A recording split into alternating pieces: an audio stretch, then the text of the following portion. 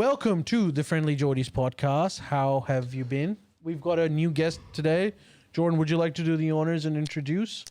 Ladies and gentlemen, it is my privilege and curiosity to recommend MysterE's channel.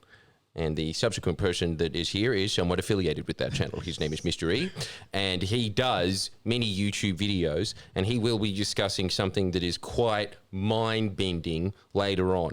Unless I've been completely misled about what he's talking about. And then he comes here and is like, I just really want to talk about the German cabaret scene in Sydney, Frank. Finally, it's an interesting stuff. Finally. It's about time. Well, welcome to the show, MysterE. Thank you. MysterE, you've been here before. I have. If you remember, if you haven't checked out that podcast, make sure you check it out. But there's a difference this time around. Yes, We can see your beautiful face. Yes. Thank you. Which, come on, tell the story. Yeah, good. Tell us. Well, I demasked about 2 months ago, so that's part of the MysterE shtick, and I got rid of it so I can kind of expand the movement and continue our trajectory because I felt like it was potentially holding it back a There little you bit. go. Anonymous the uncovered. part that everyone said when you demasked, what'd they say? Yeah, so I had a few people in my comment section being like, oh, wow, I really thought you had a skin condition or something like that. I'm glad to see your face is normal. Yeah. So, yes, if Because that's it's you. true. I was just expecting It's a YouTube Two-Face. thing. Every time someone is masked on YouTube, it is because they are a horrible mutant. Like Well, MF Doom. all of this is coming from WWE and Kane. I think. Yeah, well, they started it it, all obviously. started. Yeah. Pretty cool. We're going to go into MysterE and we're going to listen to some of your opinions because that's what we are here for. But let's start the podcast with some quick segments. The first one, Jordan, Chris Bowen is getting a lot of hate. Have you heard the story? Oh, what, him eating at the pasta. Something?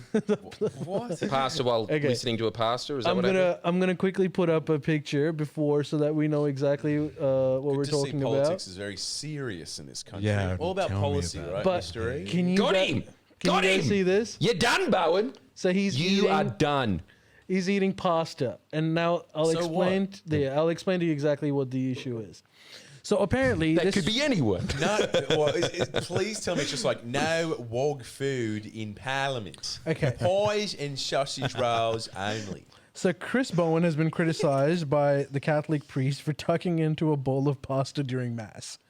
So Holy shit, comes Bowen. in- That's You pretty couldn't bad. wait That's pretty bad. Yeah, so what he's in several mass. hours it takes to do a Catholic mass. So what happens is he's going to something which was called Italian Festival Festa della Repubblica Club Macaroni. I haven't been He was to set it. up to fail.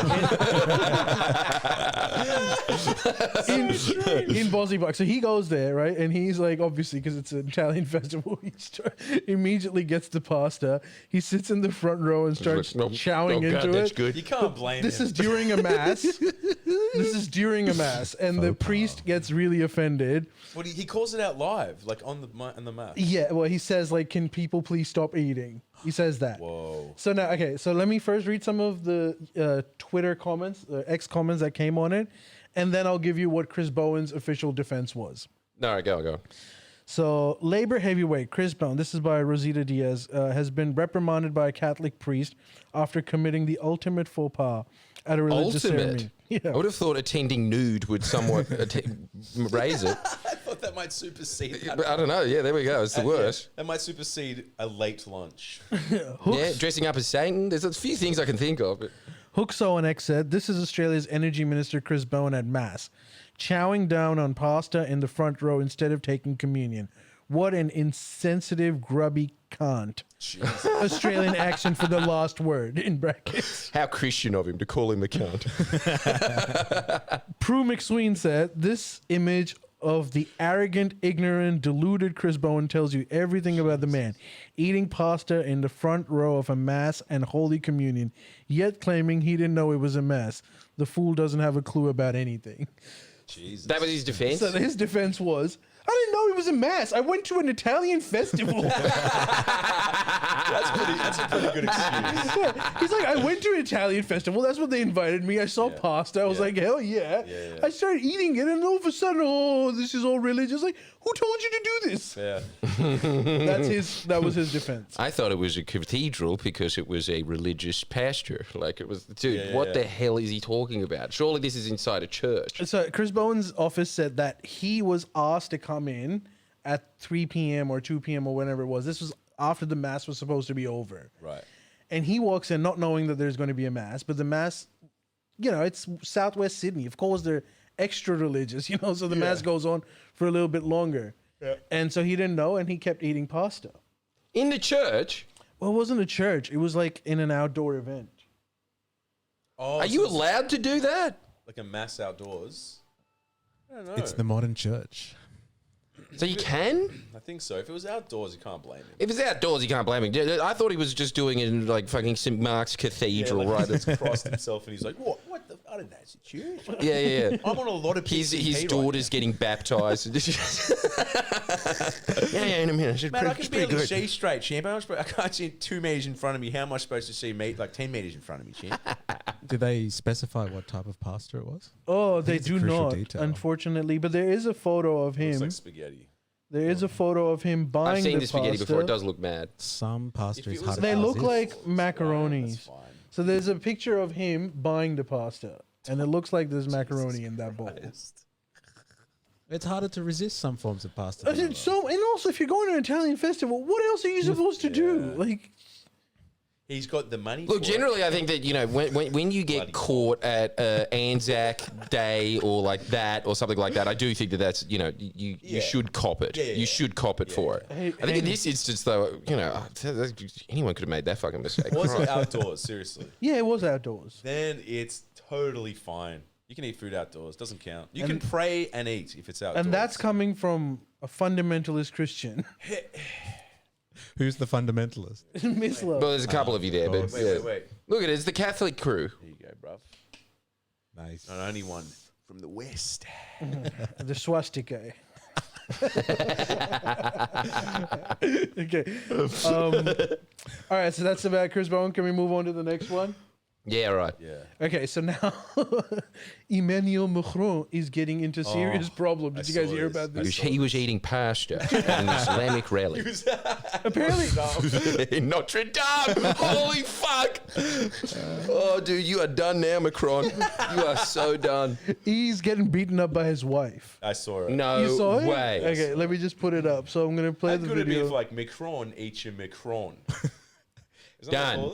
That they call it Macrons? Yeah, I think so. Macaroons. Macaroon. All right, watch MysterE. watch this.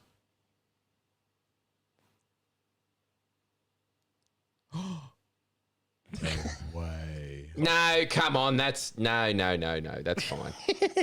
Okay, so apparently this was released by the Russian media saying He's not a man. the first lady gives a hook to the president. He is claiming, Emmanuel Macron is saying, oh, no, she wasn't beating me up. She just does that. This is how we play. Yeah, right. I made a joke and then she slapped me.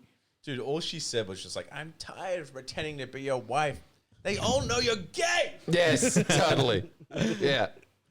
And we do. Come on. You know their story though, right? Like What's he the was. story? She was his teacher. Oh. And Yeah. yeah. I didn't know that. Yeah. And she left her husband for her student. Forbidden passions. And I think in France, corporal punishment is still okay. Yeah, For right. teachers, right? What? I'm implying she's beating him up. She's beating him. Gotcha. Yes, it is okay. It wasn't a good joke, No, it but was good. still, you don't have to It went make over me my dumb suffer. head, all right? Fuck me. Okay, so what do we think? He's getting beaten up. Is this an abusive? Is this Amber Heard, Johnny Depp? What's going on? You know. No, Christ, no. It's a That's stressful job. well, being first lady. Far out. So you stress bust by beating the president. Yes. A little slap around's good for you sometimes. For the man, not for the woman. That's not allowed. Isn't that right, MysterE? We don't like that in revolutionary So Miss Love is saying men are allowed to beat women up, but women aren't. Is that what you're saying? I don't. Just get back to the pasta.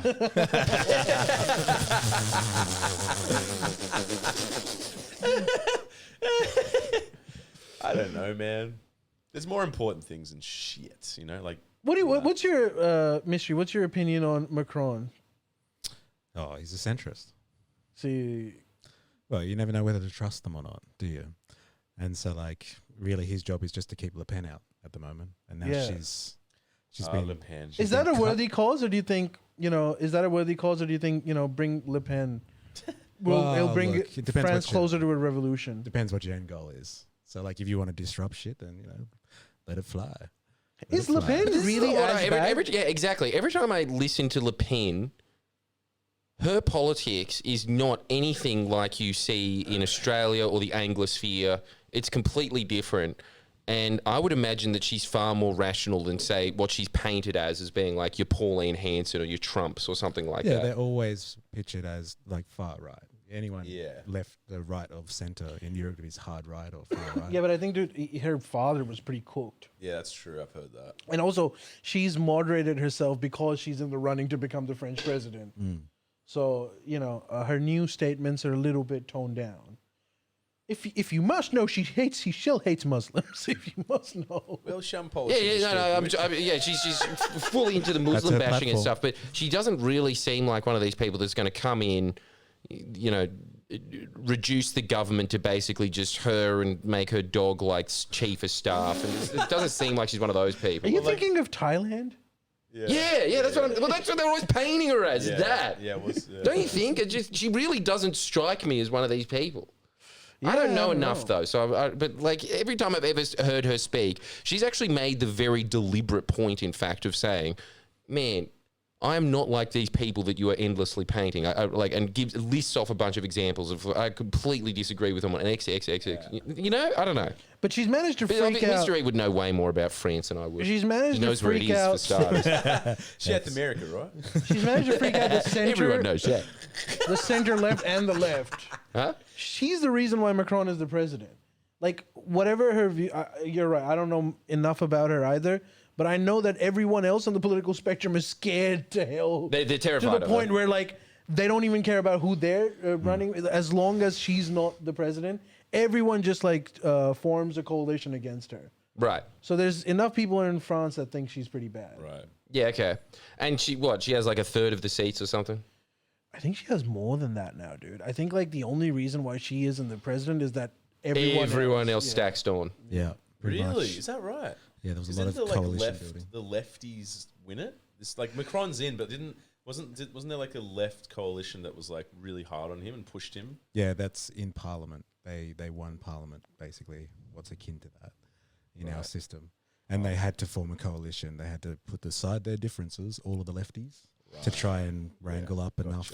I don't mind how politics is done in France. It's pretty cool. Everyone seems like way more relaxed. There's a lot of this during speaking, being like, It's true. a lot of this. And then when you hear him talk about, when you hear him talk about Le Pen, he always says things like, "I'm calling a bluff. I don't think you really wanted to be president. So we'll do an election maybe, and then we'll see." No, like he kind of just sits there and I don't know. He's kind of a bit dismissive of the electorate, which I like. I like But the is it fact that- that he's just like, "Shut up." But is it that different from our system? We have coalitions. It is. Imagine if our preference massively voting, different. if our preference voting was like when you went in to vote and you put in Labour as one, and imagine if Labour you put lost, One Nation is you one. put second, right, and they'll count that. Yeah. But in France, you have to do an election again to count the number 2. And if that doesn't work out, then you do an election again to do What? number 3. So it's preferential voting, but with elections every time. That's a nightmare. Does that make sense? Jesus That's a Christ. nightmare. Yeah, it can be a nightmare. Man, how glad are you that our parliament was formed 100 years ago as opposed to 500 years ago? So Yeah, much it probably had better. something to do with horses, that style of voting, I assume. Yep. Your Yeah, assumptions are that's probably always would've right. been it. Miss. Like the mayor has to be. Yeah, literal horse trading. You know? That's what it's based off of. I elect a horse. And Yeah, French when was Macron born. gets in, he's like, I was promised 8 sauce. I only got 7 sauce. Hello. At least if not Don't sauce- make a joke about my wife in this, please. At least if not sauce, maybe sauce. Can I have sauce? I changed my mind. Best country ever. That's funny. All right. Well, Miss, did you hear Kamala Harris is in town? No, in Sydney. Well, she was in Gold Coast recently. Really? What? Yeah, she came for a real estate conference. Oh, for fuck's sake. A Real realist. estate Yeah. conference. A realist. No, not a realist. Realist. If imagine, she would have won the election if she was going to realist conferences. I tell you that much. conference. I'll tell you that, man. Unfortunately, it was a real I estate settle for a conference. reality check. I want to go to a realist conference. I'd be mad. Me too. No, but she came You and suck. The end. she came and she was apparently introduced as the greatest times lie ahead of her, and she came out and said, "I just want to be upfront. I'm unemployed." Damn, that's Really? Yeah, but then like that was the only cool thing she said, because But then she why went on to real say like estate? why Trump is bad, and Yeah, but why'd she come to a real estate thing? she In the was Gold probably Coast. paid for it, dude. Damn, dude, that is desperate. Dude, that is What? like Yeah, I mean she was that is paid for insane. it. Like the biggest, burgeoning, growing real estate sector of the world, the fucking Gold Coast. The Gold Yeah. Coast. Yes. Do you like places yes. that are objectively shit? It's not an opinion. And the thesis shit of places. Yeah. Now that that's over, let's play putt-putt. Yeah? What? the thesis of her talk was, we can't be isolationist. Remember 1930s? That's legitimately the whole thing. You can't be Why are real estate agents on the Gold Coast interested in a foreign policy talk? They don't. This is just a celebrity meet and greet. Oh. Man, that's cameo shit. It That's is. really low. You should not be going to those things, even if you're a loser presidential nominee. It's also weird being like an American coming here, being like, we can't be isolation. It's like, yeah, we know, we're not. That's you, dumbass. Yeah. What? Yeah. It's like, cheers. You really need to look in a mirror, Australia. What? I mean, I guess, I don't know. These pollies, to bring it back, MysterE, they just faff around with their big wages. Too Anyway, so right. you, Ali.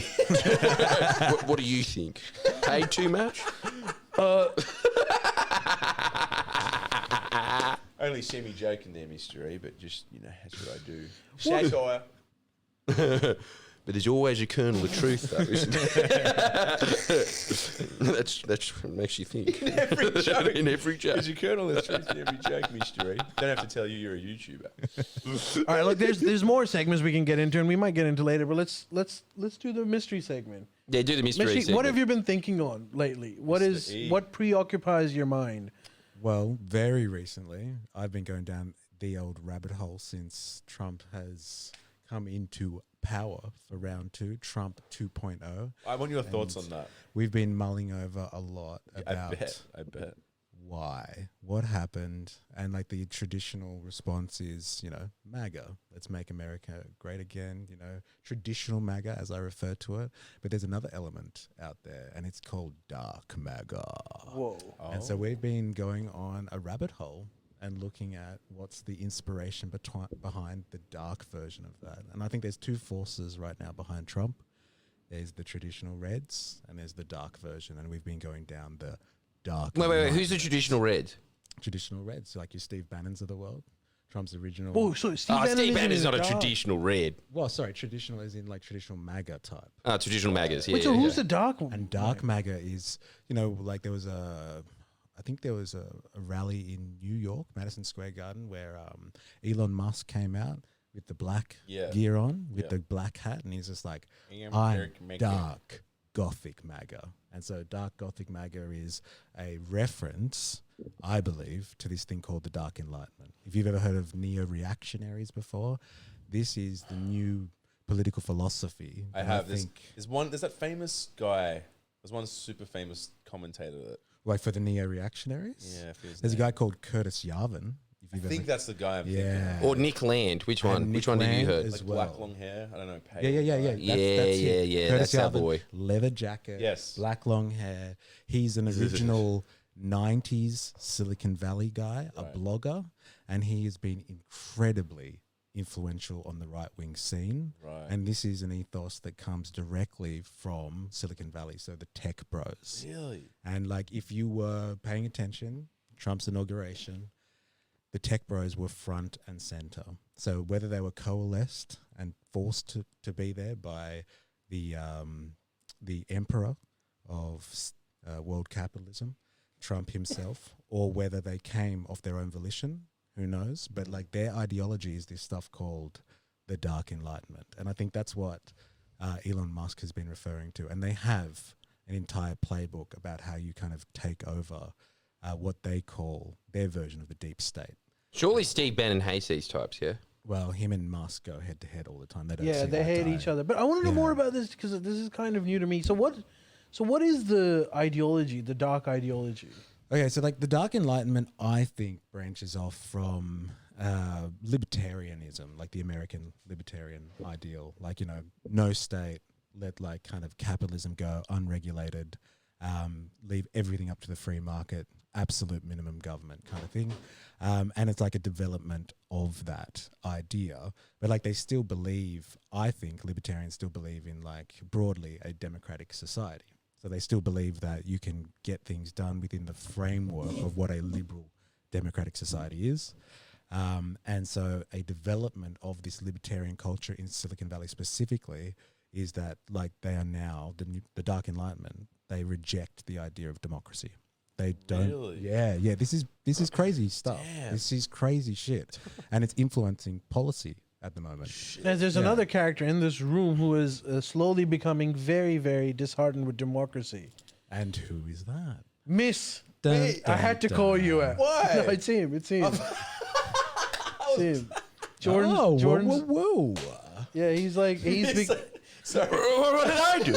I was just really good. Yeah, it's him. Okay. Yeah, he's just constantly saying how awesome King Charles is, Yeah, I like King and Charles. no one on earth thinks he's awesome. Look, you know what? Yeah. You know what the Camilla might. core of the Dark Enlightenment is? All the neo-reactionaries? It is to bring back the monarchy.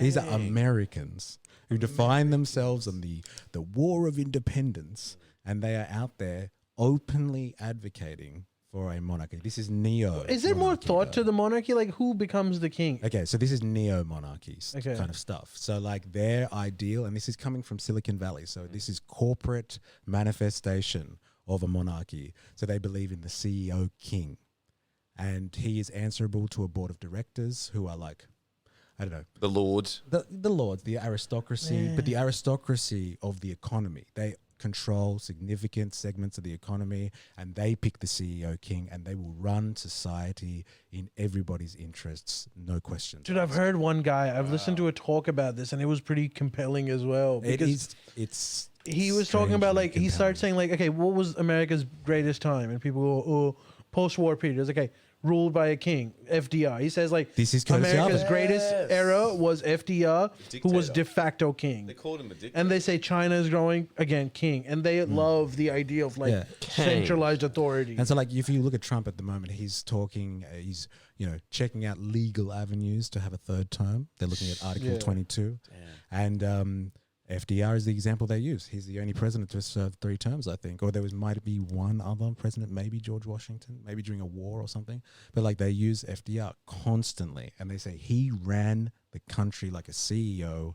We need a monarchical structure. And they base this off. These are Silicon Valley people. So they're all corporate, and they believe that everything should be run, if it's going to be efficient, like a corporation.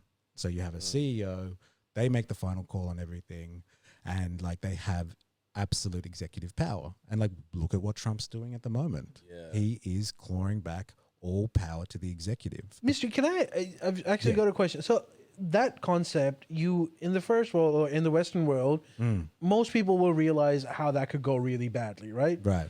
But man, I'm telling you, in the global South and the rest of the world, Yeah. this new Chinese model is what everyone keeps talking about. So Yeah, if yeah, you yeah. pitch this idea to them, they'd be like, Yeah, I think that's how it's supposed to go. Yeah. It's like how Because they what- basically probably have those structures anyway, right? well, they don't. They wish they had. Like they don't even like part of the reason why third world is because No one can make the call. no, it's not that no one can make the call. They actually lack the capacity to enforce some of the stuff. Yeah. So their wet dream is someone that has the absolute power. Yeah. So like third world is often third world not because they're too powerful and they're going wrong, it's because they're too weak and they can't do anything about it.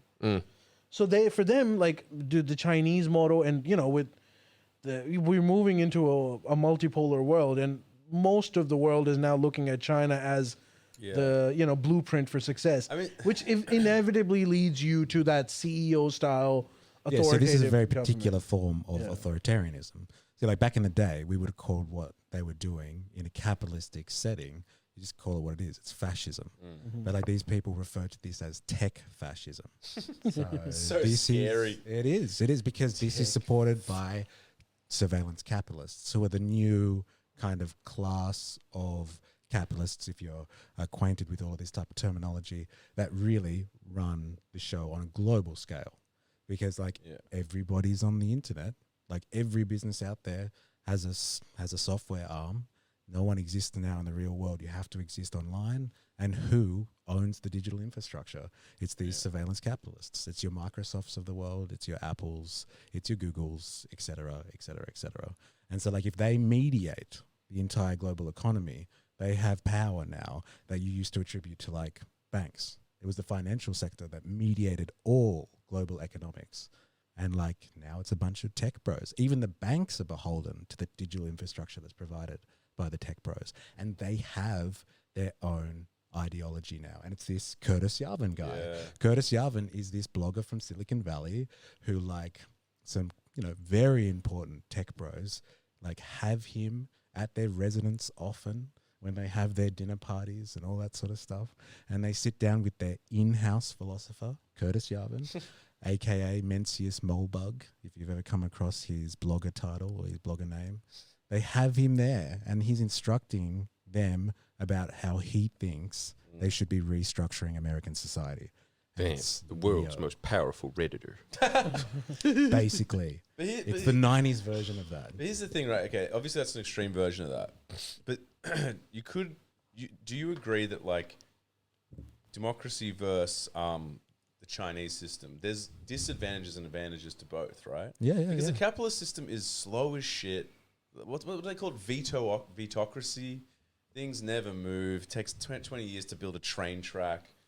So it's like, what is like, but then obviously there's huge faults with the Chinese system. So what I'm wondering here, MysterE, is what's the perfect system in 6 words, no more? and you got 20 seconds. I'm counting now. I'm joking. I think it's like the answer to that question is really horses for courses. Like, what do you want to achieve? You want a high-speed rail all over your country? China's the way to do it. Yeah. Cut the red tape, baby. Let the party decide. Yeah. Hey, do you think the red MAGA is more influential currently, or See, that's black the thing. MAGA? Like Trump, original Trump, all red MAGA.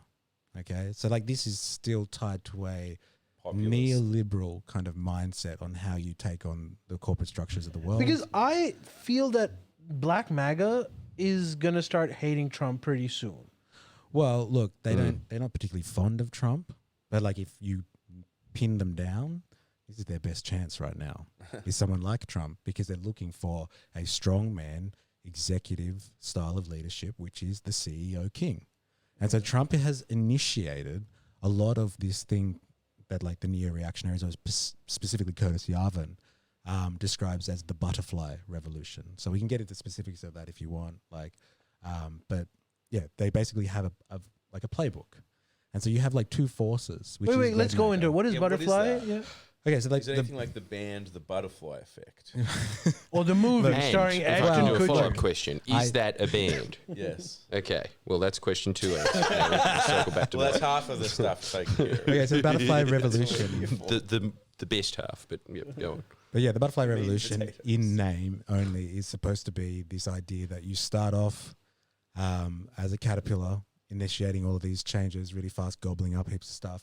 And there's such a significant change that once it metamorphoses into the next stage of life, it's completely unrecognizable. But the ideology or the ethos behind it, the playbook, is you smash the existing deep state. So they use different terminology, but you smash the bureaucracy, you smash the media, you smash the universities, what they think is the establishment, as hard as you can, as quickly as you can. You catch them all with their pants down. And while they're still trying to fight over your executive orders in the courts, you've completely changed the country from the inside out. And that's what a butterfly revolution is. And like you can see, they've rolled this out to a certain extent. It's happening. Like look at Doge. Like Doge wasn't an exercise in like cutting government spending or something like that, because like so? Like look, when Elon Musk first made the announcement, when he came out as Dark MAGA, his call to the people of Madison Square Garden was he's going to cut $2 trillion of wasteful government spending. I think like by the time he left, it was like he maybe cut $150 billion. There's a big difference between $2 trillion and $150 billion. It wasn't about that. It was about smashing the establishment. Right. And like catching everyone off guard. And if you can do that in rapid fires, like quick succession, which is what Trump is trying to do, you can disrupt the system entirely and basically recreate it. It does seem like he is doing that. Like it's getting pretty crazy over there. You know, because he stepped it up. It's and it's wild. And to answer your question, that's the difference between traditional MAGA, which is focused on making America great again, but kind of, in a traditional Marxist kind of way. It's bringing industry back and like stabilizing your workforce. That's a Marxist way of dealing with your country's problems, I would say. Bring back labor power to your people. And that was like what traditional MAGA promised. It was going to keep out the hordes of migrants or undocumented types stealing work of American citizens and like revitalize the country's economy. But like 2.0, it's not just about that. Like they are destroying the democratic framework. And like these people believe that there is actually no democracy anyway. Like all the power is held by what they call the deep state. They refer to this in a neo-reactionary sense as the cathedral. They've got a lot of like kind of religious overtones to a lot of this stuff. So the cathedral for them is, yes, the joint power of the media, the university system, the deep state, which is basically just like the bureaucracy or the different government agencies. There's a lot of truth to it, and that's why it's so compelling, because people know there's a problem with the system. But it's like, it's a pretty radical solution. Right. But like they're answering a lot of people's questions. Like people are kind of like, fuck, that does make a bit of sense. Like, our vote doesn't really make a big difference in this crazy two-party system. And it's all true, but the idea that Jeff Bezos is the one that's going to solve this freaks the hell out of me. Yeah, totally, I agree. Yeah. Mark Zuckerberg, on the other hand. Jeff Bezos looks like an angry cock now. Have you seen him? Oh, he always did. Yeah. No, he never not looked like a cock. Before he looked like a lovable, like a lovable penis. Miss loves penis, for example. Oh god. It was just. I wouldn't be surprised if you pulled your pants down and Jeff Bezos is just in there, just being like, on his yacht. Jesus Christ. You don't have any foie gras by any chance, do you? Or any sows, maybe some sows.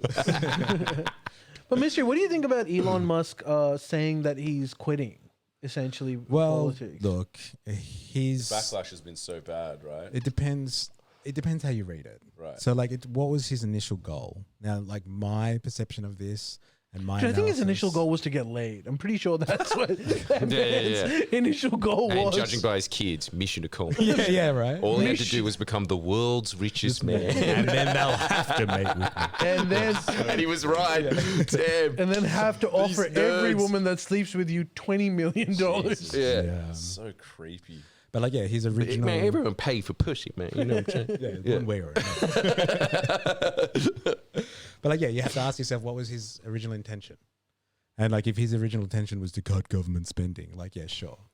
But like, I don't think he was ever in it exactly for just the image of it. He had a system in place that was going to benefit him long term. He's got a lot of healthy government contracts, which is what these surveillance capitalists do. These techno feudalists, some will call them. They marry themselves to the deep state quite heavily. Like, look at all of his SpaceX stuff, for example. all of his contracts, all of the good ones, the meaty ones, they come out of marriage to government departments, not the private sector. Tesla takes a hit, but like if he's got his claws in the rest of the government sector and he's getting money that way, like he's cheering. Now, the other arm of these tech bros at the moment, I'm sure everyone's heard about it, the fucking AI revolution. Nobody wants to be left behind on that. And like if you have something like Grok, a large language model that you're training, the one thing that makes AI powerful is more data. And who's got more in data Zuck. than a government agency like NSA. the NSA, like the NRA. Dude, they've been like IRS. collecting data from satellites since fucking 80s. What is the NSA? The NSA, National. it's a security agency. Yeah. Yes. Damn. So like he's already like one of his friends, a close associate of his, you might have heard the name Peter Thiel before. I've heard that He's married already to the deep state, as in the Secret Service. Yeah. That's not his kettle of fish. Musk has got some different stuff. And that's why I said, like, he's been cutting stuff, like he's been data trawling, data mining from the IRS, from Social Security. He has got information on every single American out there now. Every single American. He's got that data, and data is the oil of the 21st century. He has got that on every American now. So, like, if you think if data makes your AI, well, it's too late for that. No, it's not too late. I can't. It's too late. But like, yeah, data is the thing, and he got in. He's got all the data. What else does he need to do now?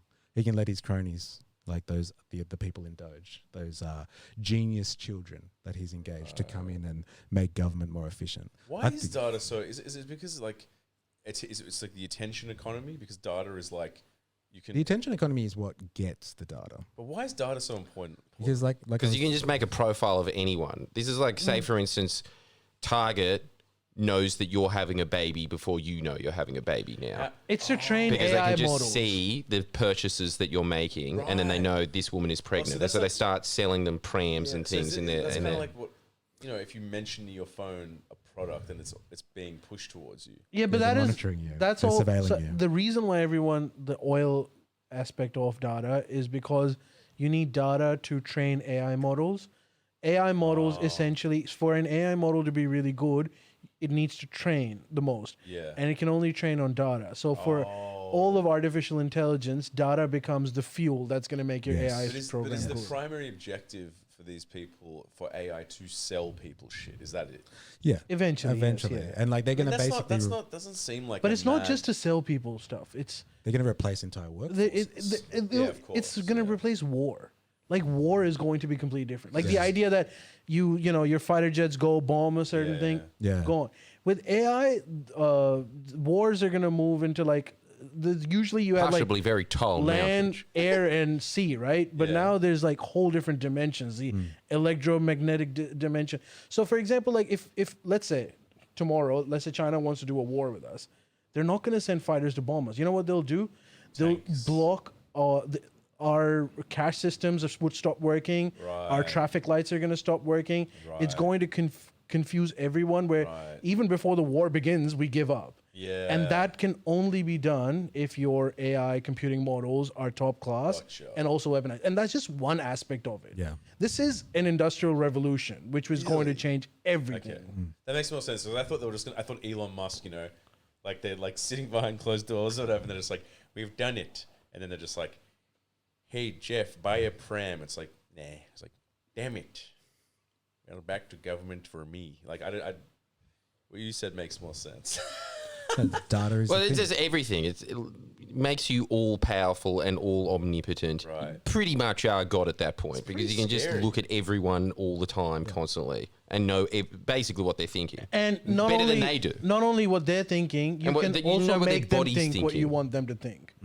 So once your algorithm is really catered to you, that's when they understand how you think. Yeah. And then they can introduce And some Ali stuff. wants 80s cricket Pakistan clips. Yeah, that's right. They got me profiled. Not anymore. Ever since Pakistan got shit, I'm off that train. Fuck cricket, dude. He's beat the system. He's beaten that part of it. I'll tell you a scary story about that, right? So there was a lady in the UK, and she was scrolling through. I'm pretty sure it was Target actually, and Tajay. Yeah, she was scrolling through, and she bought a new shampoo that she'd never bought before, and it was low scent. So I guess different to her usual brand that might have had a nice fragrance to it. Anyway, her dad started getting bombarded with emails to buy like newborn apparel. Okay. And like he bangs her door down and he's like, what's going on? Like, are you pregnant? And she had no idea. But the algorithm had figured out that so many pregnant women out there switch to this shampoo because their nose is so sensitive, their sense of smell is so sensitive when they're pregnant that she must be pregnant. And she had no idea. But she was pregnant? And she was pregnant. What? So like the algorithm, and this is the thing, right? That is crazy. The algorithm is trained on data, masses of data. So it knows from masses of pregnant women and like watching It's them. just maths, basically. It knows based on that. So this is why data is so important. It's whether you're selling stuff to people, you need the data, or whether you're controlling armies or entire populations just by surveilling them for the Or- NSA. Like what I assume Musk wants to do. Win big in blackjack and fake. That's what you want to do.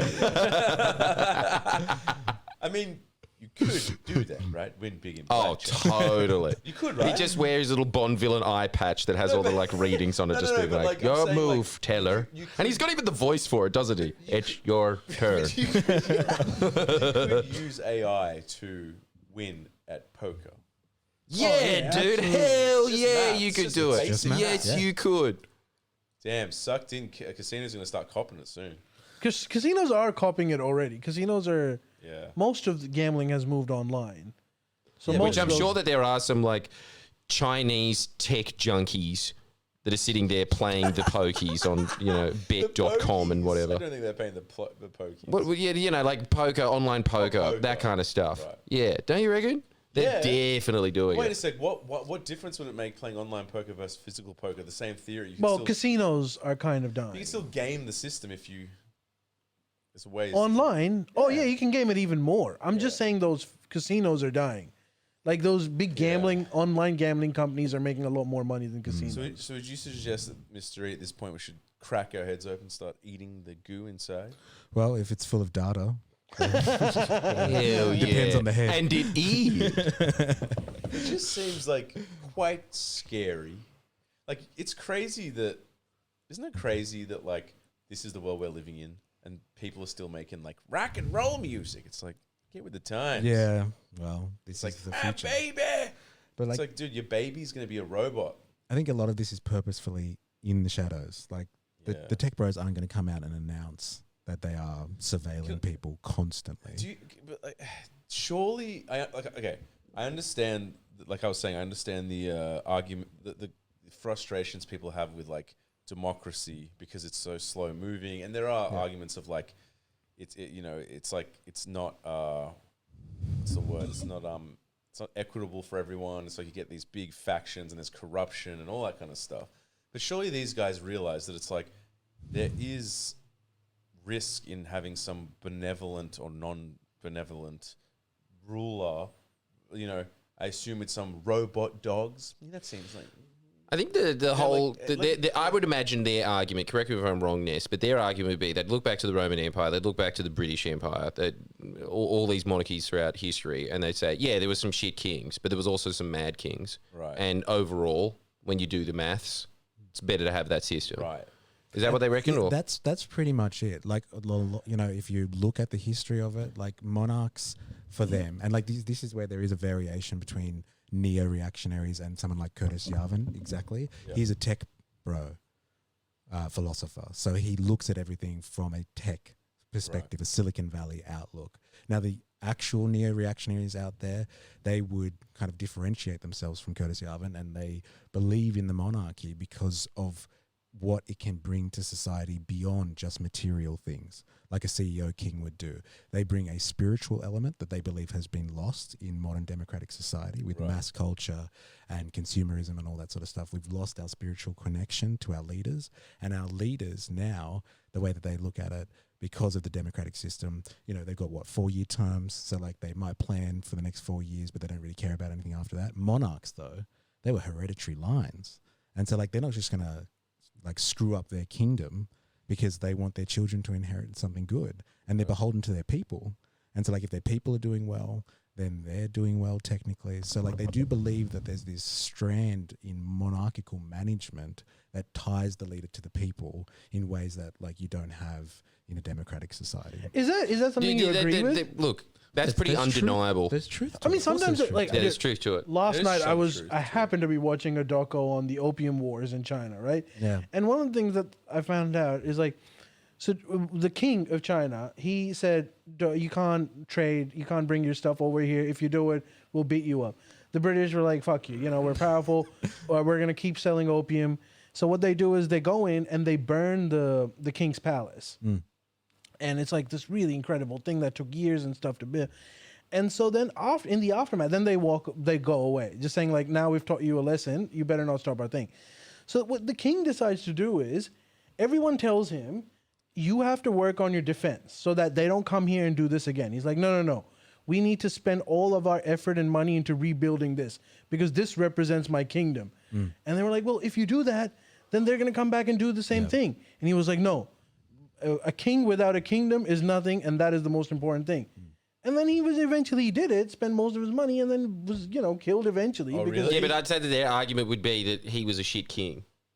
Well, clearly. But so I'm saying is like, dude, what if you get a shit king? You're screwed. Yeah. Yeah, that's the thing. What if you get a shit king? But, like, the thing there is, you know what else would probably work more in their favor in this day and age? I know that they are trying to eat away at all the different institutions, but there are different forms of monarchies and there are different power structures to them. So like the really simplistic medieval type, really what institution did you have to answer to? The barons and lords, right? Like as long as you kept them happy, you'd be able to stay there. So you didn't really have to answer to many institutions. But say you looked at like Byzantine emperors, for instance, they had the architecture left over of the Roman Republic that they had to run. So they were kind of more like your school principal, I guess. Like they were unelected, but they were still sort of public officials that were answerable to these institutions.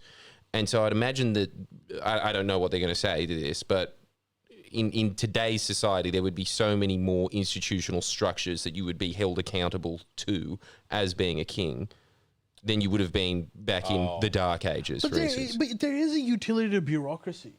Like, and you No, but that's what I'm saying. understand- Like, dude, like, okay, for instance, in Byzantium, there was a bureaucracy.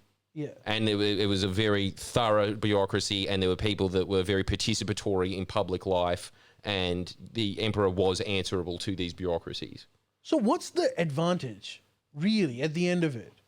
For them, That's what I want to know. What is their end goal? What's their the ultimate? end- What's their utopia? the end goal for, let's say, what's happening at the moment is to claw back executive power to one person to do what you were talking about before, to like make society more efficient.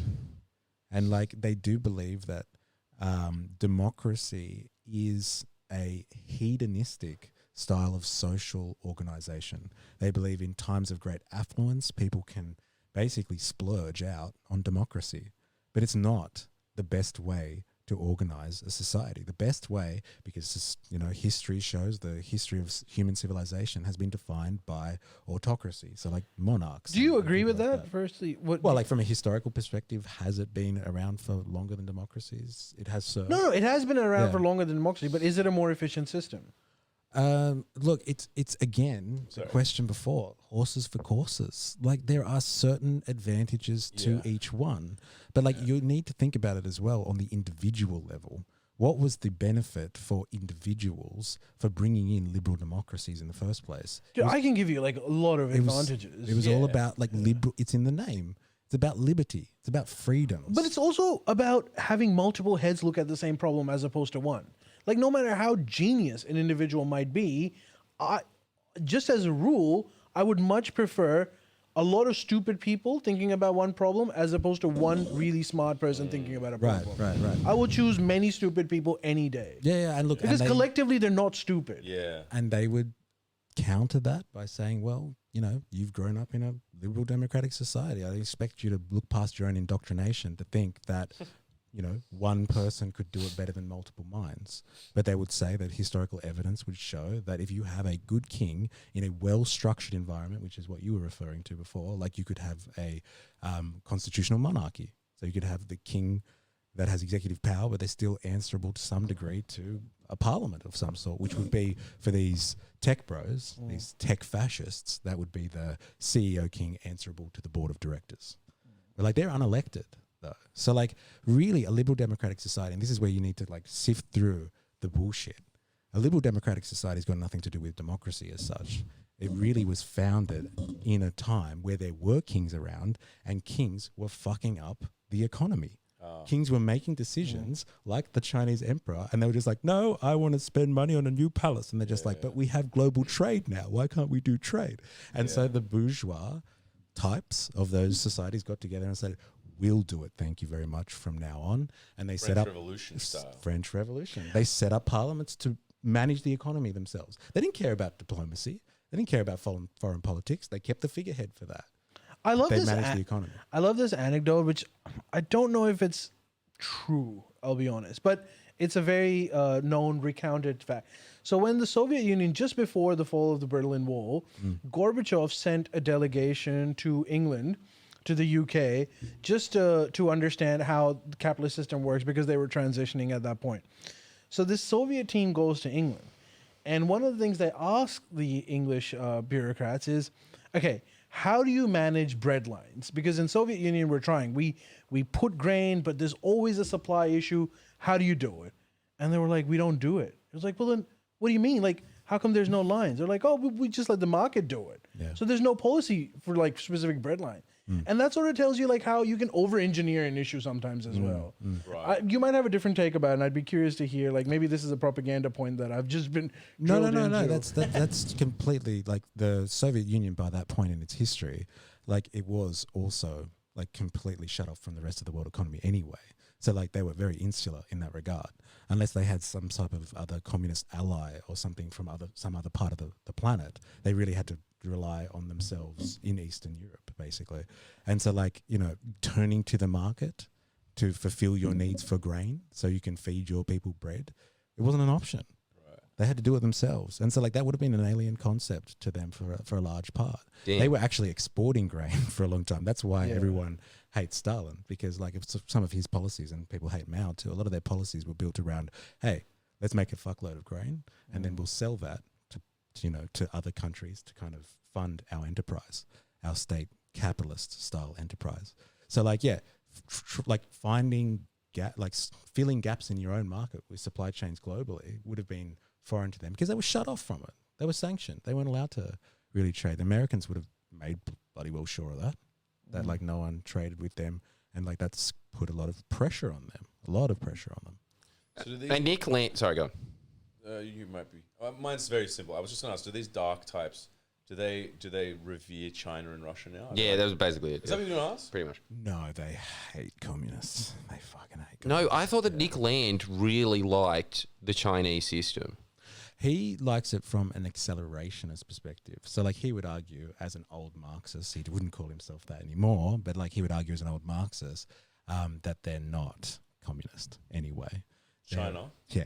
I mean, it's kind of true, right? Yeah. So Okay, like, so he doesn't actually like the system because I would say He when loves you the system. having not knowing that much about how China's political system is set up, but from a very dumb first grade outlook on it. Yeah, okay, you have the chairman and he has all power or whatever, right? Yep. But there's still factions within the one party there. Those parties do represent, they basically are local members that go there and say, these are the concerns of this area, and then they lobby for them in that fucking, in the People's Assembly. And so it's still, in a way, democracy-ish. it's got elements of it. Yeah. It's got elements of it. it's our exact system, but with one party. Yeah. So like you have local representatives, Yeah, you have regional representatives. They I mean, represent that's our people. system now. But you know what? All hail Chairman Albo. Did you know? T-shirt coming soon. T-shirt coming soon, boys. t-shirt Get it while coming you can. That was a great plug. That was But good. you know what? I didn't know Another. about the shirt. I'm just But don't you think, honestly, that we've really got to start referencing him as Chairman Albo? it's It funny. has to be It's done. too funny. It's too funny. But it just this is another interesting thing that I found out about China. One of the things, okay, they don't have like representative democracy in the same sense that we do. You're right. It's like the same thing, but one party system. Yeah. But one thing that they do, and we should also look into, is they rely heavily on questionnaires that they give out to their population Really? all the time. Really? All the time. So like, if you're a Chinese citizen, you're gonna constantly be getting these like options of like, what do you think about this? What do you think about this? And they actually use that data to inform their policy. Oh, okay. It's pretty crazy. That's cool. So I mean, I guess that's what is that what they're sort of alluding to when they say that they want a monarchy? They want something set up that's similar to China. Because again, even when you say we want a monarchy, everyone, I swear to God, everyone is thinking King Henry VIII. That's what they're thinking. Yeah, that's you know, what they I want. don't think that that's what They they don't want a want. democracy. Huh? They don't want any democratic form. They do not want political involvement in any arena like that where there is power involved of the masses. People should not be, in their eyes, the masses are dumb and they're fickle and like they don't have the Not wrong. They have. They're they not don't have wrong. the I mean, skill set. they elected Trump again. That's their own proof in the pudding. It's kind of true. And like they don't believe they have the skills necessary to help out politically. It's a masterful game, and that's why you need an But what do they? aristocracy. What do they? Okay, what do they? In terms of policies, what do they think? Like, do they like Medicare, welfare? Do they like public schooling? Do they like any of that stuff, or are they just full privatized? So like because I think because of their libertarian roots, Yeah. they're fully against all of that they're stuff. like the market will do the idea that they put forward, they call themselves neo-reactionaries. They are neo-reactionaries, they would say, because they are reacting against progressives. right. And so a lot of the policy stuff you just listed there is very progressive style policy. Anything that like, takes money off the taxpayer and redistributes that for, helping out people that can't help out themselves, that's progressive nonsense. And like, that's not what the elements of power are there for. They should manage society and everyone should prosper because you have a good leader. It shouldn't be about the state filling in the gaps for people. Mr. Do you have you ever thought about like how do you get out of this reactionary cycle? Because you always see like the world goes through these eras, right? Where like, post George Bush, the world, Obama, everyone was talking about like, this is the era of diversity. This is the era of like, inclusion and all of that stuff. And then that hit a dead end with Trump. Yeah. And you saw like there was a reaction to this. And now what you're seeing is also a reaction to Trump, which is also brewing. And I'd imagine once Trump is gone, it will dominate politics for the foreseeable future until there's a reaction to that. If How do Trump you, goes. If Trump goes. Yeah, you really think If Trump goes. But like, so how do you break this like reactionary cycle? Well, like from a neo-reactionary perspective, like you really have to kind of take the power away from the hands of these tech bros, I think. You have to get them out. Like they've bought their way into the White House. Like it's no secret that Elon Musk spent $270 million funding Trump's campaign. Yeah. And so like if you're looking at a democratic system that allows you to buy your way to the president kind of thing, then like, it's not really democracy for these people anyway. It's already, exactly. It's already gone. Thankfully, we don't have that problem, right? Like our donations, I mean, there's obviously political donations everywhere, but are not nearly as intense Not as like they the are in Americans. the US. Yeah. So they No, have and they're getting clamped down even further. Yeah. Sick. Which is so good, dude. There's a lot of things about our system which I love. No, That's our one. system, honestly, I think is the best system that has been invented, really, in terms of like that nice narrow between, giving people a say, but also just letting fucking experts actually manage things. That we actually set it up pretty fucking well. Yeah, universal really voting. did. It's a good system, I Take think. that, Sydney fish market, trying to buy your votes. I see you. What? I didn't even know it was still open. I'm aware. Yeah. No, it is a good system, and it's important that everyone. Well, you know what? The thing that actually does freak me about it, there's these Nicky Lands and Curtis Yarvin types, is I did listen to their arguments against, say, something like universal healthcare, and it's such a like dumb philosophy dickhead way of saying that like it's actually really undemocratic if you think about it, because you're getting people to buy into the system that they didn't even have consent in. And so maybe when it was set up in the 80s, people wanted it, but what about all the people that aren't born that have to pay into it? Those people never consented into it, and they was just born into a system that had universal healthcare. Yeah. Shut up. You know, Anyway, it's just like, don't you reckon like a lot of their arguments, a lot of the time, is just like, fuck, you're a dick. Yeah. Like, you're just an annoying neckbeard, just- like, at the end of the day. If you can afford it, good on you. If not, then Yeah. too bad. That's what they're essentially it saying. is? Yeah, like, at the crux of it, that is their argument, but they use such, like, wanky, like, ooh, got you there. Like the kind of old those Ron shitty Paul one. tactics. You're free to die. Is that what he said? Dude, it was boss actually. It was Hell he was yeah. off like because he was a libertarian. I don't know if you remember Ron Paul. He was a libertarian and he was, and so they said like, okay, what about like a universal health care? What happens if you can't afford it? And then it was like, well, then you have the freedom to die. Jesus Christ. And he was their pick for their president. He was a gonna- big. And by running. the way, dude, Yeah. the entire crowd applauded that. Yeah, yeah. And Well, that's the Republican base, the freaks. Peter Thiel, he was a big contributor. Yeah. Oh, okay. Yeah. All right. Yeah, and so this is the development of that ideology. Libertarianism has got a new face. It's this neo-reaction stuff. These Silicon Valley people, okay, they're a different breed of capitalists. We have never seen these people in the world before. So the stories goes, they all worked out of their mum and dad's garage, and they created the code and worked, long hours, and off the sweat of their own back, they created multi-billion-dollar companies that control the world. These people think they are absolutely God's gift to humanity. And so like they think that they should be controlling global policy and the economy and getting rid of democracy. Why do you have these plebs in here in a democratic system? We are such geniuses that it only makes sense to have people like us running the world. And so you have that manifests into this political. What about movement. like that old Marxist point that like, my power is going to follow money and these guys are the richest people on earth. When it was the banks, they had the money. When it was like, the point. factory owners, they had all the Are you saying power. it's inevitable?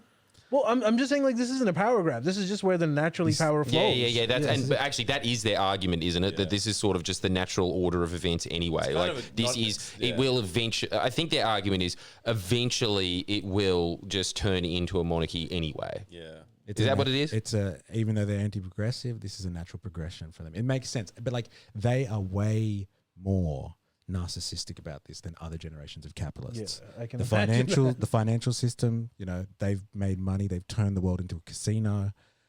They control insurance companies, There's a truth to all investment of that, banks. truth to Like, all of that. but like they're happy to have society there functioning to live off. But like these tech bros, they are really trying to recreate society in their own image. I'm jealous. They are revolutionaries. These people aren't the financial system. They're not industrial capitalists who want a labor force to exploit. They wanted liberal democratic societies. These people want monarchies because they believe that they should rule society and society should be run like a startup. It is the language that they use constantly. They're Silicon Valley people. Startup. It Yeah, but should except be that run most like a startups startup. fail. That's hilarious. Not for these geniuses, though. Not for these. But like, what's their argument? plus. But like, because I feel like I think it was bound to happen in America because in Australia, let's say generally, you have like it's like democracy is like a fertile garden. If you keep turning it and everyone's involved and you have to vote, or you have to pay your taxes, we have a pretty like progressive tax rate, all of that, then it works. But in America, when there's like these what are they called, like super PACs, and there's like corruption and there's people bought and sold, and then it's like it becomes weak and the thing's broken already. So it's like a fertile environment for it to be taken over by. But this there's crazy another difference between Australia and America that we often overlook. What? We're a lot less unequal than those guys. Like That's another our point. That's middle another class is actually rich compared to Yeah. middle classes overseas. That's just another point. and to dude, like show why apparently Elon Musk, his net worth is more than the bottom 50%. I know, yeah, it's crazy. Like that is a ridiculous number. But, now, this is something that I'm always trying to come to terms with, and Ali, we've touched on it before, but I really do want to bring this up now that MysterE's here, because I do. This is something that you see in the. I still need you to read that book, Our Own Worst Enemy, because I think that is Yes. something that completely I haven't read is it. like something that is just not factored into the whole like wealth inequality gap and stuff like that. Where he's saying that yes, okay, now it's gotten to the point that you have trillionaires that have literally so much money that they've run out of things to buy. There's just nothing else to buy left anymore. They can do that. That's all well and good. But also, if you look at it, okay.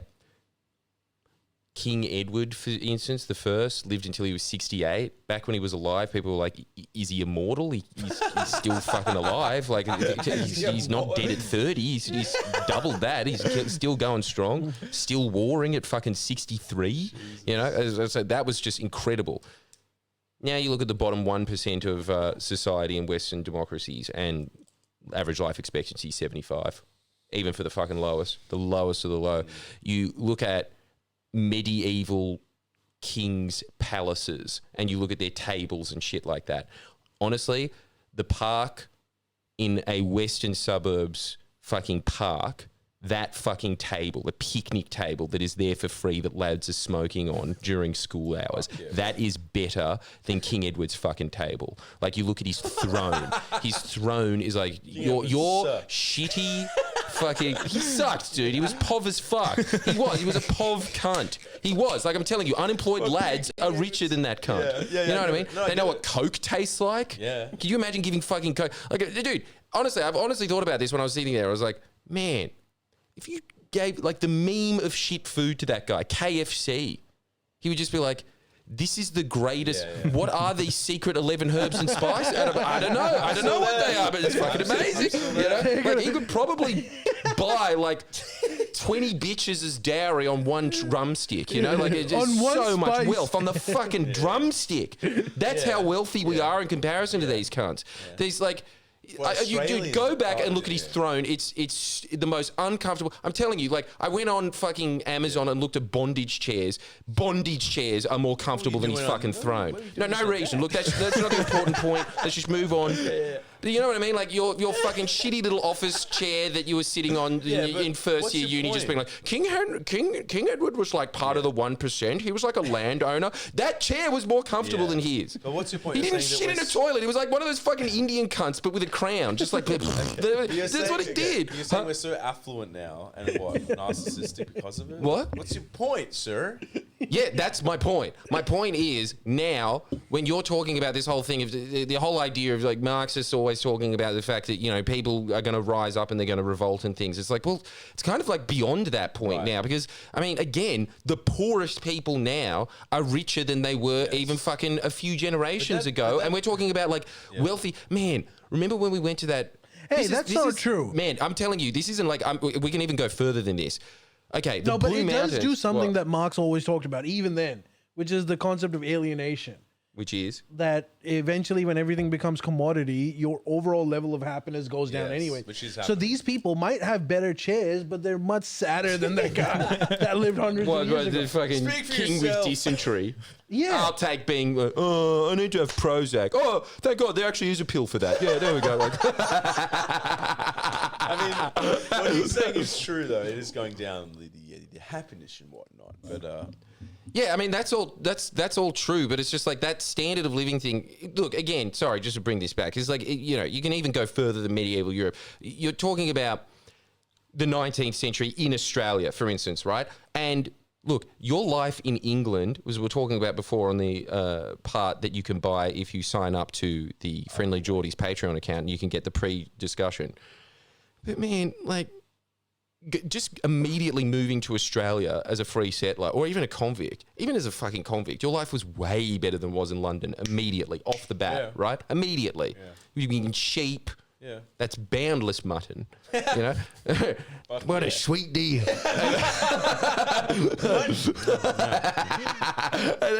Like, that's you know, just old sheep, don't you? The Blue Mountains was just a health spa for the elite back then. That's what it was. What do you mean it was? Still is. Still is. Still is. It's still going strong. But now they've just got this like, oh, they had style back then. But man, the buildings were they were beautiful. They were fucking amazing. You go look at the buildings now, they're just works of art. They are. But the one that we stayed in, remember that hotel that we stayed in? Oh, in the Blue Mountains. The Carrington, right? Like, clearly made purely so the political elite back then could fuck prostitutes, right? Like, so it's a classy joint. It's a classy. Isn't that pathetic that is like... I never thought about it that way, but that's really what it was. Yeah, dude. I mean, there's a reason it's called the Carrington. It was a secret tunnel to go from the burlesque show to the hotel. Yeah.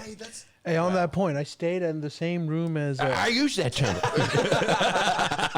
This weekend, I stayed in the same room at the Blue Mountains as... Who was the first Prime Minister of Australia? Edmund Batten. Yep. Edmund Barton. Hell yeah. That's Piece sick. of history, And man. Piece of It history. sucks. And also the guy who wrote Sherlock Holmes. Damn. Stayed Edmund at the Barton. same place. Oh, okay, yeah. Also attended. I was like, fuck, Edmund Barton did a lot of shit. What a scholar. It's a very funny thought, isn't it? I started with the resolution at the end and worked my way backwards. And if you look in the Constitution, there's a few clues. In there. In those books that I was, the Billabong books. The Billabong If anyone books. cared to look inside them, Fuck, it'd be hilarious if they're called the Billabong books. BBs. But like, dude, that hotel, right? For the elite, we went there. Yes. Okay, there was a communal bathroom Yeah, there that you oh. had to go to, and you could hear other people shitting in. This was the elite's life. Not that many generations ago, there was no like proper air conditioning in it. Like the floors were going like in an uneven way. It was basically I was expecting to open the door and have Barney's face be like, "Come on in, it's your master bedroom." It was fucked, right? Yeah. And then we went to something like a piece of shit hotel in Penrith afterwards that was made for, you know, bogans having a hens night at a Penrith bowling club, that just for them to stay there. TVs everywhere, nice Our own bathrooms, nice clean floor. We all had our own bathrooms. We had what are they called? A bath. We had a bath. One of those. Yeah. We had a bath. We had a nice. bath, Way dude. nicer. Way nicer. And it's a crap hotel. Well, didn't you tell me that if you took a bath back in the day, you were just gay? Yeah, but that's like way back. What do you mean back in the day? It's still kind of gay now. It is. Yeah, it is. Yeah, the Franks had it right. It is a bit homo. But is your overarching point like? So what if we're more affluent? What's your point? My point is, if you think about the standard of living that we have now, and we're talking about the lowest of the low in society, not even getting to the middle class, which is just crazy levels of affluence that you could not even imagine having, even if you were the top of the world, even maybe 3-4 generations ago, probably even a couple of generations ago. There are so few actual problems now that society just kind of comes into this atrophied state where, you know, you have these levels of concentration of power at the top, where you have people that are trillionaires, and people can sit there and say, that's not fair. He has a house on the moon. I don't have a house on the moon. I'm the proles. Yeah. I'm the proletariat of 1920s Russia. That's me. Yeah. And it's just like, but you're not. Yeah.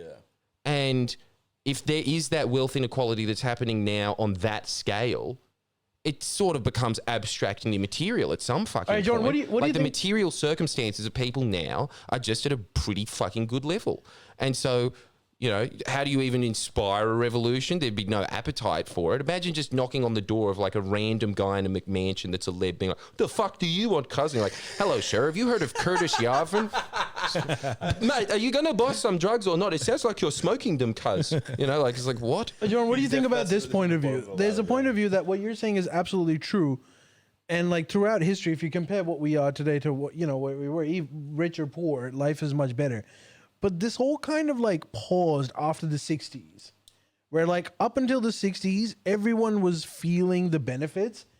And then it just, in real terms, the proletariat or the working class just never really got much of the benefits of this, you know, this productivity craze that we have. But now. that's what he's saying is like, you can make that argument that yes, they even have more spectacular lives now, but really the difference between the lifestyle of Elon Musk and someone that works at IKEA, really, in terms of their material circumstances, in terms of their access to hospitals and shit, yes, it's a little bit different in the United States, but it's still not that different, not that insane to think that they might have a healthcare plan or something like that. It's really not. I mean, you're really grasping at straws at some point. In terms of like, you know, he's probably not going to live that much longer than someone who's homeless. Maybe like 10 years or something. Yeah.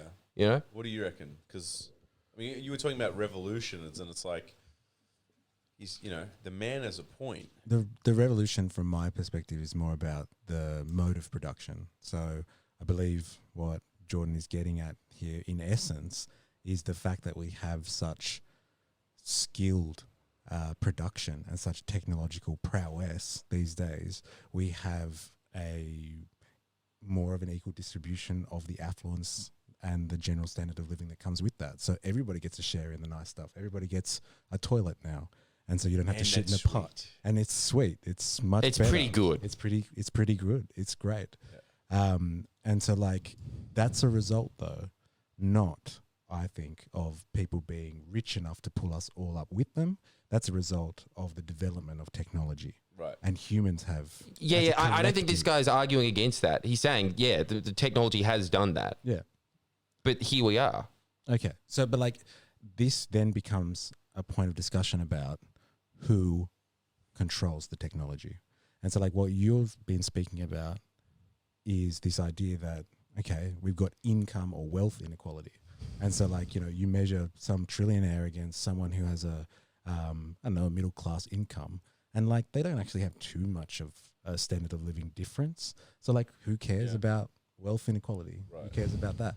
But the real question is, we have technology now that could make society even better. And is it being constrained by being held in such a few people's hands? And I think we could develop technology much better if it was collectivized in some way, if we nationalized this technology. Mr. I'm hopeful for that. Like what you're saying is absolutely right. But what I'm noticing is that that's only true for American technology. Mm-hmm. When it comes to Chinese technology, first of all, it's much cheaper. Yeah. So a lot of people in the world can afford it. Secondly, it's not closed. It's open source, at least up until now. Maybe in the future things change, and I don't want to jinx it. But I look at that and I go, okay, so we're on the bad side of it, sure. Like, you know, our technology is going to be extremely expensive. It's going to be concentrated in very few hands. And at best, we'll get a subscription service if we can afford it, and we'll pay more. Yeah. But then I look at the opposing model and I see I'm hopeful for that. I'm like, okay, maybe we're in a bad situation, but at least, you know, the other side of the Cold War is going to have a more equitable access to it. Yeah, and they do within a capitalistic frame. Like there is no real argument to say that what China's doing right now is communism. There is like there's a little bit of an argument to say what they're doing is socialism. And so, yes, they're more open source with their technology, so people have more of it. But I think they've managed their society to ensure that everybody has kind of more access to it. But that's governed through the state. That's policy. What I'm talking about is actually people owning like the means of production. You know the terminology that I'm speaking about. This is the stuff that produces value for everyone. That's a much different thing to like who's got more in their bank account. That's a much different conversation, because true power lies, you know, in the Marxist sense, true power lies with who owns the means of production, who produces the value, who made your laptop, who made the microphone who made this coffee table. Those people that own those things are creating the true value in society. Money is abstract. So like it can disappear tomorrow. Like someone could hack your bank account, someone could hack the stock exchange in America, and like all of these people, like the Elon Musks of the world, a lot of their money is not actual liquidity. It's not in cash. Like they're just, you know, arbitrary. Speculative. Yeah. It's arbitrary as fuck. Yeah. And so like you can measure whatever you want in wealth if you want. But like I think that's abstract. The real stuff is the stuff you see around you, the stuff that you're using every day. Your phone, the house that you live in, the train that Pedals, that's wealth. And it's not abstract. and it's not That's abstract. real. It's abstract And it's because real. This is real. the reselling ability. But like I don't know. The resale's getting difficult. I'll tell you that. The economy's not. Yeah, in hard economic times, people turn back to traditional means of wealth. The Soviet muffacer. Oh, shit.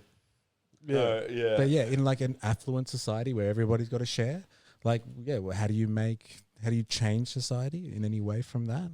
Well, then you start to think about the stuff that does, you know, kind of make value for everyone. Like if increasing everyone's income isn't going to make their lives better, maybe them being able to control the technology that runs the economy. I want some will. data. Give me power. Give me some Give me data. data to Yeah. mine you. I'll mine you. Well, look, if you Give me had, data to I don't think you understood anything. Islam. no, but if you had And where do control- I acquire data. these minds? Hey, data all I use. If you had control of your data, we'd be having a different conversation. This is what I'm talking about. This is ownership of your own means of production right there. Hell If Facebook had to come to you every time you walked around the street and was just like, oh, we just mapped you and we're going to use that as part of an algorithm to a third party and they're going to pay us for that, would you like 50 cents? You'd be like, yeah, give me 50 cents. It's my fucking data. Give me a But fucking Freddo. like, okay, this is a Marxist idea, isn't it? That you just become what your material circumstances are, right? Yeah. Essentially, that's the argument, isn't it, Ali? Wait, I didn't get. I don't know, dude. Man, I don't know that shit. I don't read, man. It's been 12 years, man. Yeah, well, pop quiz. How much did you retain? Wait, what was your question again?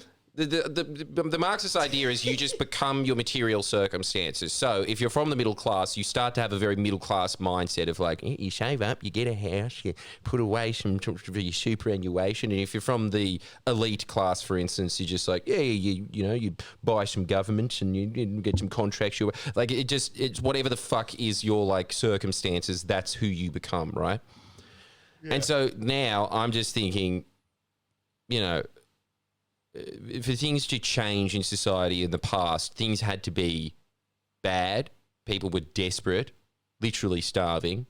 It had to get to that point for people to want or require any change on any mass scale. And I think that's, he's just basically saying like the appetite for these things of, but things could be managed better is kind of like, maybe, but... I got a big ass TV, man. Yeah, but it's maybe like to bring an organic revolution, sure, but to engineer a revolution, that'd be so easy now. Yeah. What do you mean? You can convince a lot of people to do something collectively now that you could have never done before. So, okay, organic revolutions, sure. But like we are going to see an era of revolutions that are going to be orchestrated by other people. Gen 6. Dude, I'm going to be honest with you. All of these colored revolutions, like, whether it was in Iran, wherever they were, like all of these yellow, they were all manufactured. Really? And now we possess the ability to manufacture them even more. And this is the ownership of who controls that technology. Yeah. And like if it's in the hands of a bunch of tech bros that have these grand desires for recreating society in their own image, they're going to push society in that direction. So whatever that is, whatever they envision it to be. Example, I'm going to get slaughtered for this, but like Ukraine colored revolution, a very good example where Americans used tactics, social media, 2015, 2014, to engineer a pro-West revolution. Well, the impact of that is that, dude, Ukraine is force conscripting people right now because that created a ripple that eventually led to the war. I didn't know that's how it started. Yeah, that's how it started. Really? So, anyways, what, just Facebook groups memeing on Russia, being like, "They're so lame." Well, I don't know if you would remember this. There is always that old saying that fascism started as a joke. Really? Yeah, yeah. Then people were kind of just like, it's funny, but it's kind of true, Yeah, it's kind of testament to it. Hey, it's like humor's always the key in. Damn, that's bizarre. Well, look, because I know there's going to be a lot of people that wouldn't agree with that, but like, you can look it up. Yeah. You can look up. No, I'm not doubting what is the origination of I mean, like even irrelevant of that example, it happens. Jan 6 wouldn't have happened without the internet. I mean, people just can organize better now. Yeah, people can, and you can get people to organize a lot better as well. But such is life, difficult times. Tech bros are truly the overlords. Okay, can I just ask this though? Because you're sort of talking about America. The rest of the world will be fine, right? Well, like it depends what you mean by the rest of the world. But like, look at China. By Western standards, authoritarian regime. Russia, authoritarian regime. A lot of the Eastern European countries gone pretty authoritarian. Yeah. Hungary. So Hungary, hey, good old Viktor Orban. No, I'm hungry. No, I'm joking. I'm joking. But like, I am hungry. I don't see them low hanging fruit, miss. It was good. I paid it. Can I get some of this low hanging fruit, man? Wait. So you're just saying like the world isn't peaches and cream. Well, the world isn't democratic as such. And like if America goes down, I don't see another superpower or someone with significant influence being like, I'll save democracy. All right, I got a question for you. What's your... Well, what about Kamala Harris? She's in Gold Coast trying to save democracy. I got a question. What's your ideal society? If you had to... Oh my God, here we go. Back to the first question that Mystery refused to answer because it was too dumb. Yeah, well, now you have to answer it. What's your ideal... what's your utopian? Not even utopian, because that suggests it's not possible. Like dystopian. What's your ideal sort of, political system? And is it just Australia? Do you think Australia? No, it's more commie Australia, isn't it? Well, yeah, it's a commie Australia. Why not? Yeah. Like, because like Australia is still within a capitalist framework, and so like we're ruled by bourgeois politics. Wait, so do you believe in nationalization? Like, what's the 21st century model for? So like that's 20th century communism or socialism right there. It's just like, look, we need to liberate ourselves from imperial imperial forces, and we need to industrialize at breakneck speed. So let's nationalize everything and give ourselves a ruling party that will just decide to do stuff for us. I'm not into that. That actually sounds pretty good when you explain it like that. Well, that was the idea. That was the ethos. And I think it was quite successful. Like, these people were agricultural societies. They were peasants. And then they were like, basically industrial societies within like 30 years. That's fucking incredible. But what is yours then? And so like my version of that is not nationalizing, but like the true kind of socialist dream, which would be bringing democracy, not killing democracy, but bringing more democracy into society. So at the moment we have democracy in politics, you bring democracy into the economy. So if you work in an organization, you have a vote in that organization. Yeah. That's a different style of living. Yeah. And so don't give Miss Love funny ideas. You don't have any votes in this organization, my friend. I just come with a full Chinese communist like costume on tomorrow. I'm just like, all right, comrades. From now on, What's every on the day, cards? Mad Max. Oh, if I had my way, that'd be Nationalized. Now, so like Nationalize Guzman. hell yeah. And improve it Everyone too. deserves these Improve resources. that shit too. and But so like that's very different. Nationalizing, like I get, you can argue that's like, as long as you have a because workers' nationalising party is still putting the power in the in government, the state's hands. Yeah. And so the It's saying it state should be in is like people's hands. the state is a tool, and it can be totally. used. What do you think about Badly. Norway's like sovereign wealth fund stuff? Like the idea that they had resources and they protected it. Like, is that what Yeah. you're talking about? That's a fantastic idea. Like, what, sovereign individuals getting a share in their land and like the resources that come off. Well, you're saying it like it's a bad thing. I said it's a good thing. Well, like, that's pretty fucking fundamental, I would think. Like your- most okay. societies should be doing something like Is that. this So your crazy- point of view is that's just basic. That's so fucking basic. Like, that's the idea Is this, of it is, sovereignty. It's not that crazy. That's the idea of sovereignty. Is this crazy utopia you speak of? What's the Yeah. closest example in the world now? There's nothing like that. There's a few companies I know that are like that exist that are like everyone has shares in this company to the same level. Yeah, so there's a lot of cooperatives out there that work yeah. like this. Yeah. But like they are obviously, nestled inside the capitalist mode of production. So in the inside, they run like a cooperative, so like a proto-socialist style of economics, but like they still have to deal with other capitalists and they have to deal with other businesses. So like their bottom line is their bottom line at the end of the day. Yeah. It's not like what the workers really think that they should do with this company or this organization. It's like, how do we survive in this marketplace? Yeah, but so there's no real example of what you're talking about on a country. Look, on I a think it's state. happened in history sporadically. Where? And like there was examples of it happening in Spain. So like around the time of or just before World War II, there were examples where there were communities in a section of Spain that actually gained their autonomy and they ran things kind of like a socialist group would. Wait, is this like pre-Civil War? And into the Civil War. Yeah. And they were one of the main fighting forces against Franco, actually. Apparently, like there was a lot of lefty intellectuals that went and joined like Hemingway. Yeah, was one- no, yeah, Orwell? that's true. Dude, Hemingway. in fact, he became a Soviet spy later. Did he? He found out later. Americans knew that, but they didn't want to ruin Hemingway's image, so they were I like, didn't "Let's know just ignore this," because he was a Jesus, pretty terrible spy. Yeah. That's another thing. He But was- like, What's the name for this society? I want to subscribe to your newsletter. ha.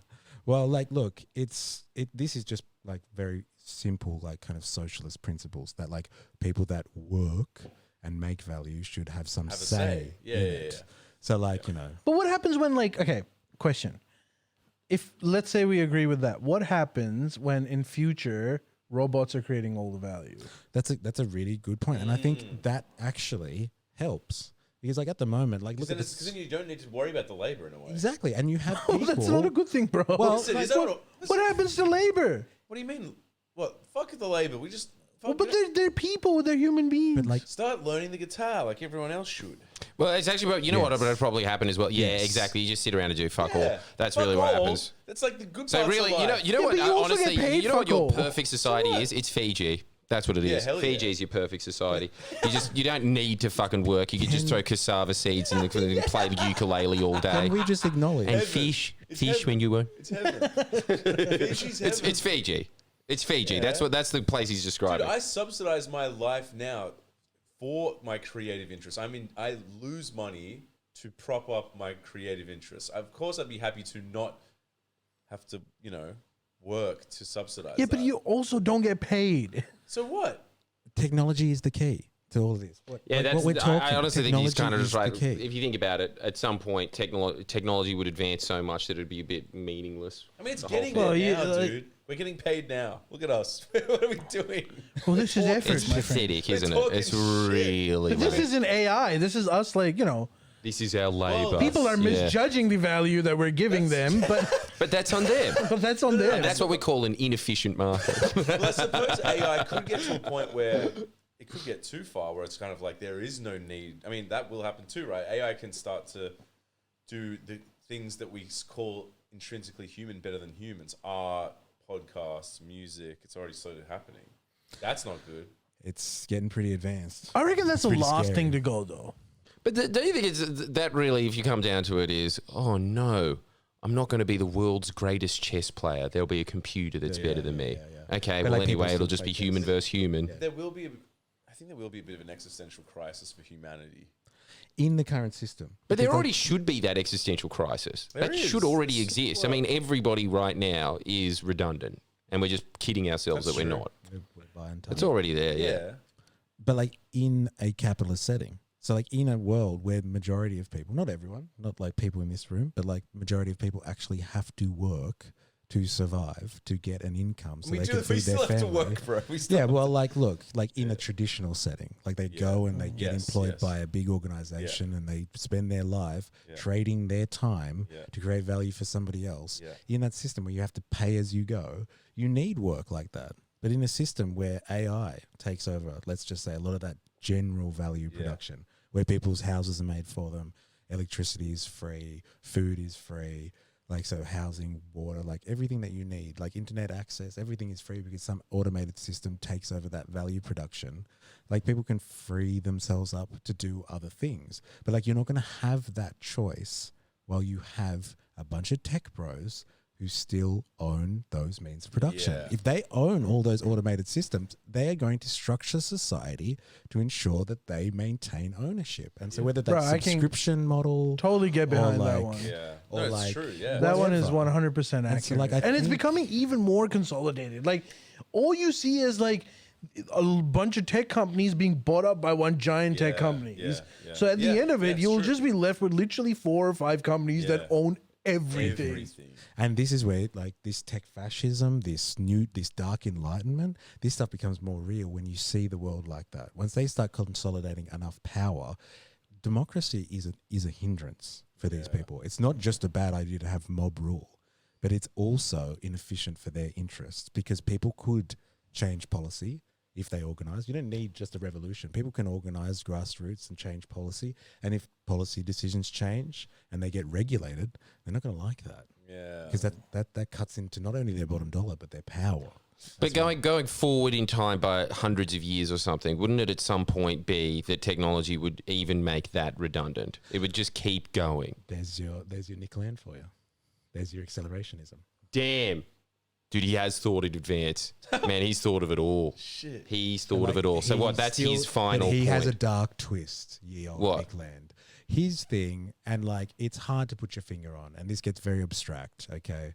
But like he's real, and this is where he's this like a traditional philosopher. His idea of accelerationism is that capitalism is a force unto itself. And so it's taken a human host, which is us. It's kind of true though. And so we, as the human host, put in motion the means of production, technology, the forces of production, all that sort of stuff.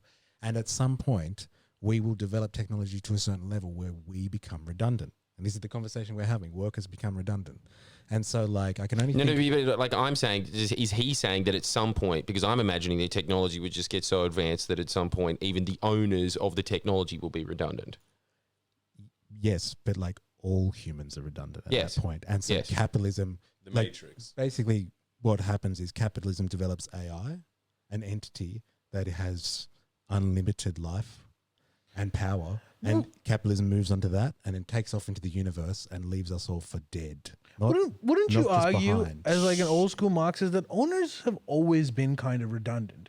That's the only position Yeah. that can, even if that person's not there, the work will do exactly the way it normally is. But like the argument for capitalism, and you have to acknowledge this, is that capitalism is very productive as a mode of production. It has given us all of the stuff that like Jordan's been talking about. It's given us all of the value that we've seen. It's incredibly productive, and you have to give the capitalists credit. They put that shit into motion. Okay, so like I'm not going to deny any of that. Most people's arguments against, you know, Marxists, communists and all that, it's just like you put heaps of shit on the capitalists, but you never acknowledge the wonders that they've done. Okay, they've put a lot of stuff into motion. They've done a lot of that. They've had some great initiative, and they've done that on the backs of the working people that create the actual value. But they had the initiative, and so you got to give them credit. They put capital. well, the into motion. initiative is like being born into a house that had a lot of money, bro. Well, look, Yeah, but even this, okay, I would say that even And like in again, the now realm, the idea of self-made, you know, billionaires and But look at stuff the is tech fairly bros. common. But back in the day, the idea that you could just become a self-made billionaire was ridiculous. Like you were born in one, you had the investment to buy a factory. that is the general trajectory. Yeah. Yes, but like But even then, appeal- like even within that class, there would be people that were enterprising, and then there'd be gadabouts that'd be sitting around having yacht parties. and I'm shit. sure there were. I'm sure there. Yeah. Obviously, there You were. still I'm have not to- saying you that they still have to weren't. work. Well, it takes You don't work. have to work, but No, you know, if well, you you have to had put in- ambition and forthrightness, still and you had work. those genes, and you were born in that era, you would still exactly. You would still still be work. able to organize capital in a But better you way. couldn't make the sort of money as quickly as you can now. Like the idea that like you could be born poor, and then like, you know, by the time you're 40, you have multiple factories. You're hiding a crime. That's why they say, like, you know, behind every great fortune, there's a crime. Yeah. But nowadays, you're right that you can do that. Like, you know, we know crypto guys that were like nothing, and then all of a sudden they were like very, very rich. But back in the day, dude, you needed to be born in a rich person's house to basically be rich. Otherwise, at best, you could be like middle class, or you were just like some crime boss that managed to survive, and now you have a lot of money. Oh, there'd still be self-made guys in the 19th century. They were, surely. but like they weren't. You didn't become zero to billionaire. yeah, It was like there has to be some great crime there. yeah. It was really hard. Like you could be. There was mobility. First of all, way harder as well. Even social mobility was harder. But like you could be mobile. But like now you can be like, you know, nothing, and you could be a billionaire if you just like, you know, you're skilled in a very niche skill that is required currently at the moment. Or that you got into like some niche technology before everyone else did. I think it comes down to technological revolutions. Like, look at the tech bros. They were around at the time where Silicon Valley was taking off in its third or fourth iteration. And so, like, they rode the wave of the internet. This is another controversial point that I have. Part of the reason why these tech bros suck so much is that because they aren't OG rich people. These are middle class billionaires. So they have a middle class mindset about them. Old school, like, proper old money, they look at, first of all, they actually look at things in a very Marxist way, where like, this is a whole class of people that we don't even associate with. Yeah. Like the idea of going into politics. No. We stay in business. We have connections with both sides of the game. This whole like, you know, Bill Gates, Elon Musk, these like basically garage nerds that became billionaires. They're the ones that are coming up with all of this stuff. They're injecting their stupid middle class values in it. Well, this is the neo-reactionary argument, like the old money that you're talking about. You have an aristocracy that forms in society that controls things, and like they're born to rule, and like they bring that pedigree with them, and so that's why they argue for monarchies, because like they're just a different breed of human, and like this is anathema to have a conversation like that in a progressive society, a democratic society that we live in, because everyone's equal. We don't say that anyone is born different to anyone else. There is no distinction between humans. We're all of the same, you know. Unless you're gay. Then you get all the say, don't you? In which case, then you become the king. That is the test. No, the queen. The queen. All right, boys, we are over time. Is there any last thoughts that we want to add? Fuck Facebook. Yeah, Make sure- said it, miss. Thank you, everyone, for joining us Okay, tonight. you shook a big ragey. Check out That was Mr. perfect. Check out Mr. E's channel on YouTube. Check out MysterE's channel. Do you want MysterE to? What's Movement. the exact name? The handle is at MysterE Movement, so you can do that handle on YouTube, Twitch, Instagram, TikTok, wherever. Put it in the link below in the Exactly. Go down in the description box, Please. click it, check it out if you want more of some revolutionary talk. Otherwise, we'll see you guys next week. That was great. Except for the patrons, we'll see you on the upload. Oh yeah, join That's us right. on So Upload. sign up for that. There's more coming. Thank you. Oh wait, 1 second. Have you hit it? No. I want to do a quick shout out. There's a few revolutionaries of mine. I just want to say hello to Wings of Cheese, Avalia. No, Avalava. I got that wrong. Sorry. Nathan. Big shout out to you, William, and 4IS. Thank you for everything that you do, and vive la révolution, my revolutionaries. Thank you. Dang. Nice. There you go. See you guys next week. Bye bye.